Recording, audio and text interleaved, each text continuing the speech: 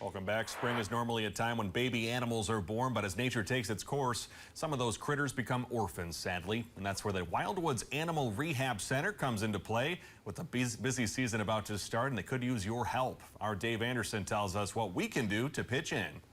Last spring, this baby stoat was brought to Wildwoods Animal Rehab when its mother was killed by a car.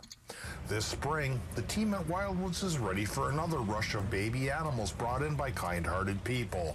This is our busiest season. It's usually from late April through the end of August is when we get the majority of our animals.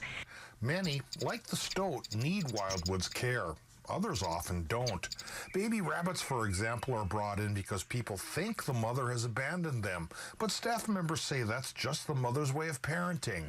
She only really comes to the nest twice a day, once in the morning and then once in the evening to feed her babies, and then we don't really see her beyond that. Fawns are frequently brought in too when they don't really need to be.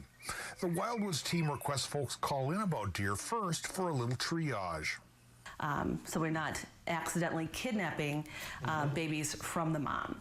Wildwoods gets 70% of its operating funds from donations from individuals. The critter sitters there hope folks will think about donating now to help pay for the busy season. They say creating quarantine rooms because of the bird flu threat has eaten up a lot of money. That's additional expenses so that we can safely care for those animals to ensure that we don't have avian influenza spread inside our facility. Last year, the little stoat was raised and successfully released into the wild.